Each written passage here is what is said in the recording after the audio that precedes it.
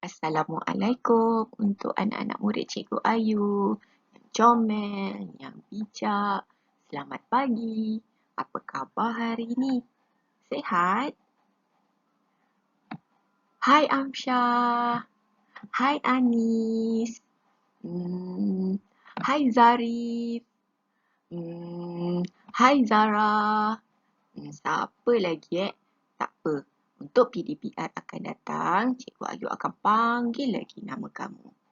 Selamat datang ke PDPR Prasekolah Anakku yang masih dengan tema yang sama, iaitu perayaan Tahun Baru Cina. Okey, hari ini hari Selasa bertarikh 9 Februari tahun 2021. Apa yang Cikgu Ayu nak ajar hari ni ya? Okey, untuk tugasan yang pertama, Cikgu nak kamu membanding ukuran dan saiz objek. Saiz yang pertama adalah besar dan kecil. Besar dan kecil. Okey, ini contoh yang Cikgu Ayu dah berikan. Apple ini kecil. Gajah ini besar. Semut ini kecil. Rumah ini besar. Okey, untuk saiz kedua yang Cikgu Ayu nak ajar adalah panjang dan pendek. Okey, kita tengok pada contoh yang pertama. Pensel ini pendek. Rebin ini panjang. Pemadam ini pendek. Pembaris ini panjang. Pandai.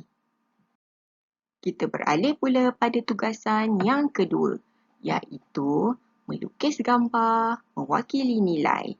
Kita tengok pada contoh yang cikgu dah berikan. Nombor 1 mewakili naga yang seekor. Nombor 2 mewakili buah lemon 2 biji. Kemudian cikgu nak nanti kamu lukis objek yang mewakili nombor. Nombor 3 kena lukis 3 biji limau dan seterusnya sehingga ke nombor 10. Selamat mencuba.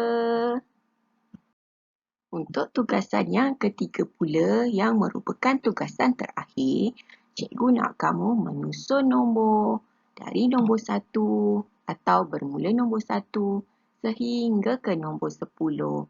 Boleh tengok contoh yang cikgu dah berikan. 1, 2, 3, 4, 5, 6, 7, 8, 9 dan 10. Untuk hari ini, itu sahaja tugasan yang Cikgu Ayu nak berikan untuk kamu. Selamat belajar. Ingat, jaga diri tau. Bye. Assalamualaikum.